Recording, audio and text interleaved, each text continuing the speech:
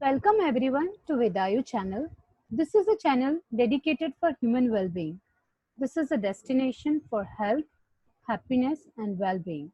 A place where seekers and providers meet to create energy. I'm happy to welcome today Mr. Dinesh Pora, who has done masters in human resource development, who has experience of 38 years working in Indian Revenue Services, and he is an educator, trainer and motivator. He has been speaking since 25 years. He has deep understanding of economics, astrology, numerology, Vastu, nature and energy. Welcome Dinesh ji to Vedayu channel. Thank you very much. It's a great delight to be here while meeting you and speaking to you and greater audience.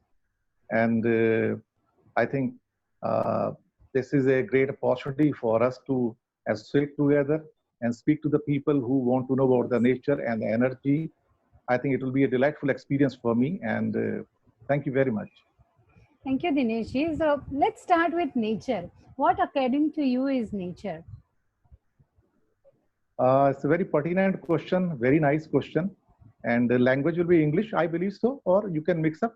Yes, The, we can have Hindi, English, whatever suits you is fine. what exactly is the nature? The nature is something which we can say is all energies. Nature is something which is all around us. Nature is something which we can visualize and feel every moment of the life.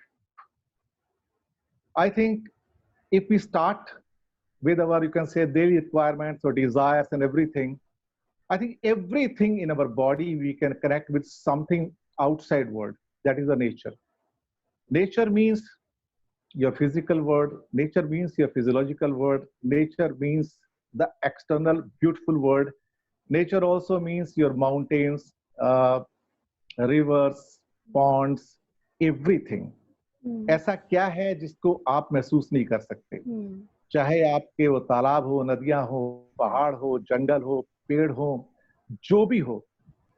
और तीन चीजें बड़ी important आ जाती हैं जब हम अपने बारे में सोचते हैं, इंसानों के बारे में सोचते हैं कि हम जो रोज फेस करते हैं आज की तारीख में, क्योंकि whenever we are meeting the people every day, they narrate their problems, either problems with the health or the wealth, opportunity, kids, relationship, love, happiness, joy, irritation, maybe some physical assets. Now, when everyone is coming with the back of the problems, how to get a solution to it. And I believe all the solutions lie in the nature, provided we know the nature. आप सब जानते हैं कि अगर हम nature के साथ चलते हैं तो हमारा जीवन ज्यादा सुखी हो जाता है, हैप्पी हो जाता है, जॉयफुल हो जाता है. नेचर के अगर हम कहीं खिलाफ चले गए तो हमारा जो जीवन होता है कहीं ना कहीं थोड़ा सा दुखमय हो जाता है. वो ऐसे ही है कि जैसे if we swim with the current we can reach the destination in lesser time. And if you're going to swim against the current, it will take longer and much more efforts to reach the destination. Same thing happens. अगर हम अपनी प्रकृति को जान लें, आसपास अपने लोगों को जान लें, जो हमारे आसपास घटित हो रहा है उसको जान लें, तो चीजों को समझना बहुत आसान हो जाता है. फिर समस्याएं समस्या नहीं रहती. दरअसल देखा जाए तो नेचर में से सारे समाधान, सारे सॉल्यूशंस निकल आते हैं. मैं बहुत सालों का मेरा अनुभव रहा है एस्ट्रोलॉजी का, न्यूमरोलॉजी का, वास्तु का, भूमि दोष का, इसके अलावा और भी बहुत सारी चीजों का. But one thing which comes to my mind very prominently कि भूमि ही आपका भाग्य है. Your soil is your fortune, your luck. Everything emerges from this soil, this land. If you understand this land, I think you can do lot many things in your life. Let's do one thing. Let's try to understand this discussion in three parts. One is the body, what we call as a Ghat Akash. One is a building or the dwelling where we live in actually, and that is known as Grah Akash. And third one is our universe, that is known as Maha Akash. Universe has got two aspects. One is the our energy levels or the nature on the land of the earth, you can say, and one which is beyond the earth, the cosmos. तो ये दो levels हैं यहाँ पे, यानी एक तो body, एक बिल्डिंग, और जो हमारा यूनिवर्स है दो पार्ट का, एक यूनिवर्स जो हमारे बाहर हमारी धरती पर है और एक धरती से बाहर है। ये कैसे हमको प्रभावित करते हैं, ये कैसे हमारे जीवन को रोज चैनलाइज करते हैं, ये कैसे हमें लाइफ देते हैं, लाइट देते हैं, ये बहुत जरूरी है यहाँ पर समझना। हमारा शरीर, दिनेश जी, काफी लोग यहाँ पर सुनने वाले ऐसे होंगे जिनके लिए शायद ये पहली बार हो, जो नेचर के बारे में, एनर्जी के बारे में या ये साइंस के बारे में सुने। सर, आप क्या इन लोगों को गाइड करेंगे, एनर्जी क्या है, एनर्जी का महत्व क्या है लाइफ में, तो वो समझ पाए कि वो किससे डील कर रहे हैं? बहुत सिंपल सी बात है, हमारा सारा ब्रह्मांड, सारी धरती या हम सभी के सभी 5 तत्वों से बने हैं, 5 एलिमेंट्स हैं। ये 5 एलिमेंट्स आकाश, वायु, अग्नि, पृथ्वी और जल हैं। ये 5 मूलभूत पंच तत्व हैं, इनको पंच महाभूतास भी कहा जाता है। सब चीजें इनके अंदर आती हैं। Everything is enclosed in that one. कभी कभी कहते हैं ना कि जब किसी व्यक्ति की मृत्यु हो जाती है तो उसका शरीर पंच तत्वों में विलीन हो गया। इसका मतलब क्या हुआ कि आया कहां से था? पंच तत्वों से आया था। यहाँ पे जरूरी है ये समझना कि हमारी पूरी बॉडी भी पंच तत्वों से बनी है। हमारा जो मकान है, जो सृष्टि है, वो भी पंच तत्वों से बनी है। लेकिन पौधों में या हम में फर्क सिर्फ इतना है, या एक ईंट के मकान में, कि हमारे अंदर जान है और उनके अंदर जान नहीं है। लेकिन मकानों के अंदर भी जान आती है। जब वो बन जाता है, कब जान आती? जब आप उसके अंदर रहने जाते हो। तभी तो कहते हैं कि मकान बनने से पहले उसका नाम होता है हाउस, और जब आपके जाने के बाद हो जाता है होम। ये बिल्कुल आप समझ गए होंगे। हाँ जी। ये जानने की बात है कि ये जो पंच तत्व है, यही एनर्जीज हैं, ऊर्जाएं हैं। These are the energies. सबसे जो पहला तत्व जो आया था, वो आया था आकाश तत्व। आकाश तत्व से दूसरा तत्व आया वायु, यानी कि विंड। अब मैं आपको बताना चाहूंगा कि आकाश तत्व का महत्व चाइनीज जो उनकी जो थ्योरीज है उसमें भी है। वहां पे उसको मेटल के नाम से जाना जाता है। वहां से पैदा होता है वायु। वायु को चाइना में वुड भी कहा जाता है, लकड़ी। और वहां से पैदा होती है वायु से आपकी अग्नि, और अग्नि से पैदा होता है, आपको सुन के हैरानी होगी, जल, और जल से पैदा होती है पृथ्वी। ये सीरीज बड़ी थोड़ी सी आपको अजीबोगरीब लगेगी, लेकिन ये यही उत्पत्ति की सीरीज है। जी हाँ, लोग कहेंगे अग्नि से जल कैसे पैदा होता है, क्योंकि जल का मतलब यहाँ पे लिक्विड भी है, क्योंकि जल मेटल को पिघला के लिक्विड भी बना सकती है। तो उसको आप स्वरूप में समझने की कोशिश कीजिएगा। तो ये जो नेचर की साइकिल है उसका भी इसके साथ सीधा कनेक्शन है। जैसे हर ऋतु का चलना है, जैसे बारिश है, गर्मी के बाद बारिश आती है, तो अग्नि से हम जल की और जाते हैं। तो ये दोनों चीज का भी कुछ कनेक्शन है? हाँ, अब इसमें बताता हूँ कि एक मेजर कनेक्शन आता है कि एक कहते हैं कि सपोर्ट एलिमेंट्स और अगेंस्ट एलिमेंट्स। एग्जाम्पल लेते हैं एक छोटा सा। जैसे कि हमारे पास 4 कार्डिनल डायरेक्शंस हैं, नॉर्थ, ईस्ट, साउथ, वेस्ट, आप समझते हैं उसको। और 4 डायगोनल डायरेक्शन होंगी, नॉर्थ ईस्ट, साउथ वेस्ट हो गया, नॉर्थ वेस्ट हो गया, साउथ ईस्ट हो गया। अभी यहाँ पे समझने की बात है कि अगर हम नॉर्थ को लेते हैं, अगर एज ए डायरेक्शन लेते हैं, हम हर घर को 16 हिस्सों में डिवाइड कर सकते हैं। तो अगर नॉर्थ को देखते हैं तो नॉर्थ कुबेर है, मरकरी का घर है। हमारे धन, हमारा अवसर, हमारी अपॉर्चुनिटी, ये उसका होम है। कभी अगर कोई आके आपसे ये कहे कि मेरे बच्चे सीवी तो बहुत जगह भेज रहे हैं लेकिन उनको कॉल नहीं आता है कभी, कॉल कहां से आएगा? कॉल नॉर्थ से आता है, उत्तर दिशा से आता है, क्योंकि उत्तर दिशा अपॉर्चुनिटी की दिशा है। और वो एनर्जी कौन सी है? वो एनर्जी है जल, यानी कि वाटर। जल आपको प्रोवाइड करता है जीवन की सारी अपॉर्चुनिटीज। जल का रंग होता है या तो नीला काउंट होता है या ब्लैक काउंट होता है। अब सोचने वाली बात है कि लोग कहते हैं कि मेरी अपॉर्चुनिटीज ड्राई अप हो गई हैं। ड्राई अप होने का मतलब क्या होता है?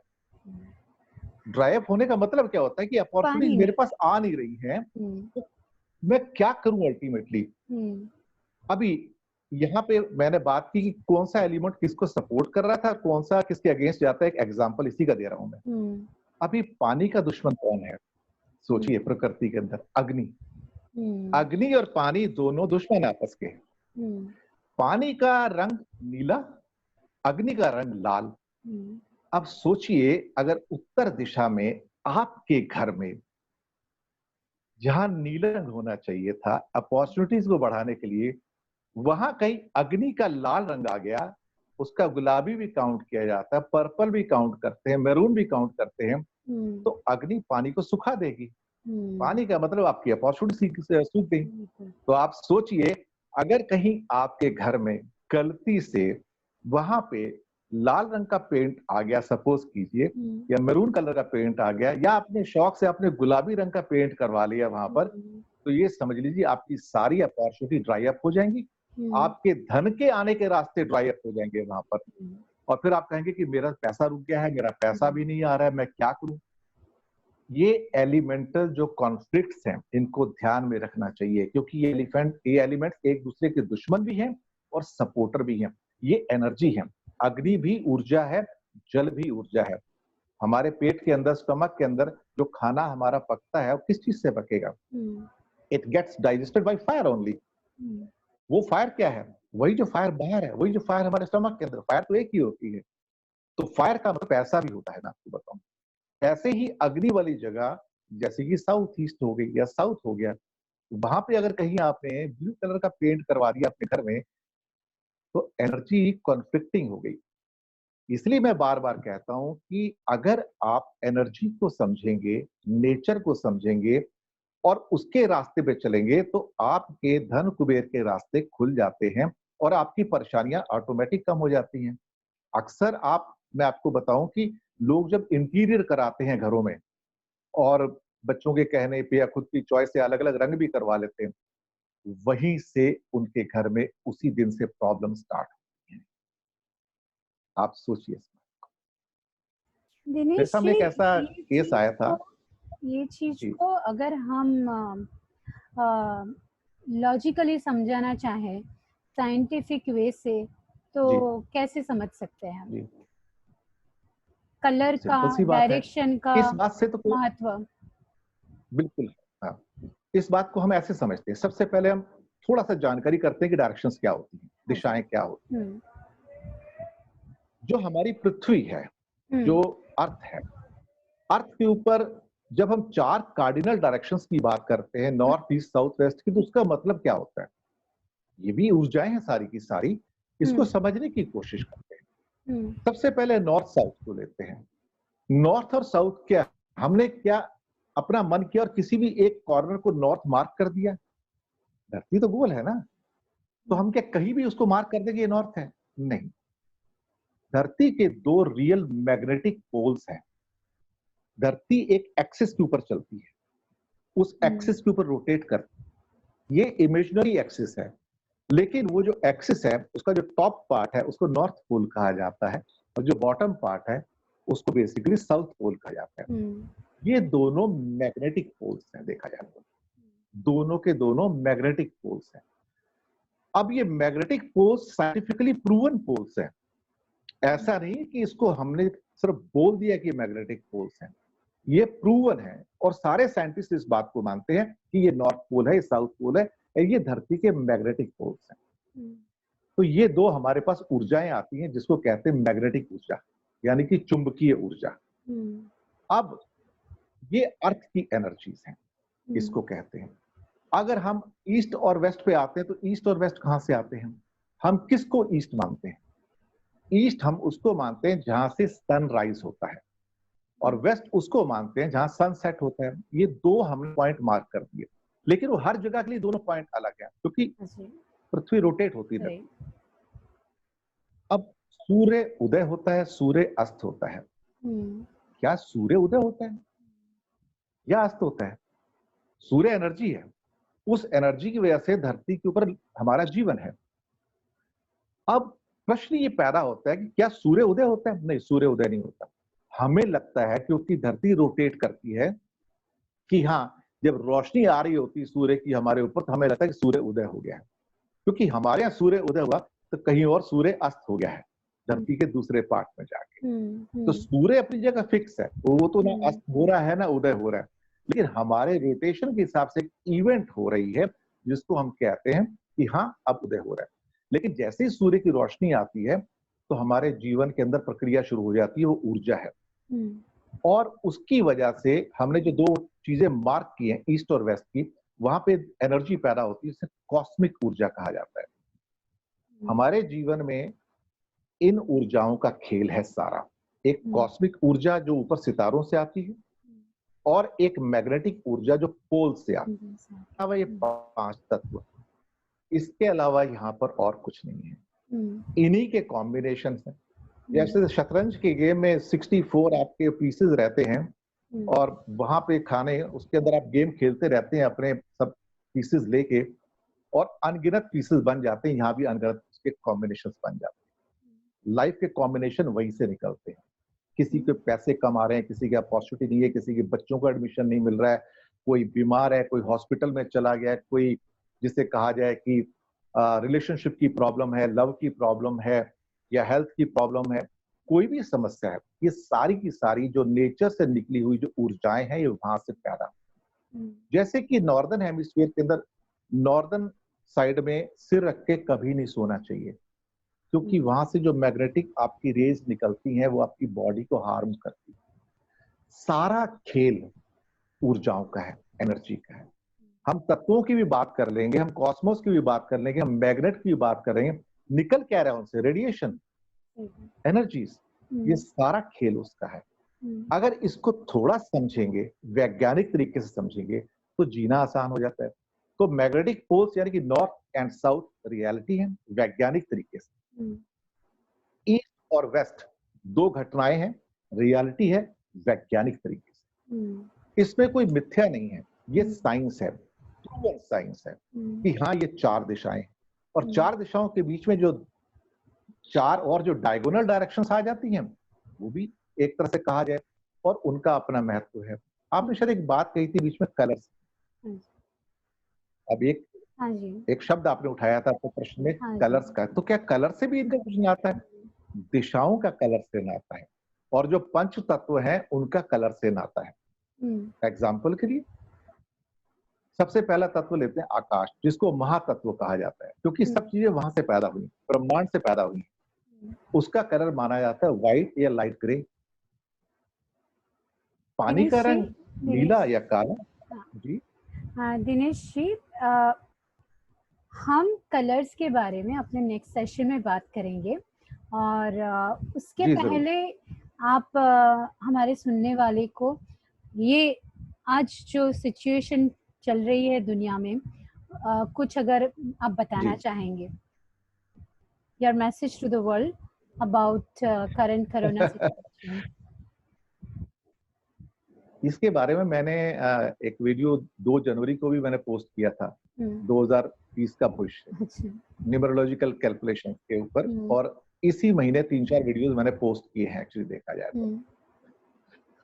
उसमें मैंने बिल्कुल क्लियर कट कहा था कि ये साल जो है 2020 जो है राहु का साल है। राहु जब भी आएगा धमा चौकड़ी मचाएगा, कुछ ना कुछ ऐसे करके जाता है जहां पे ये हमारी जिंदगी को दूभर कर देता है।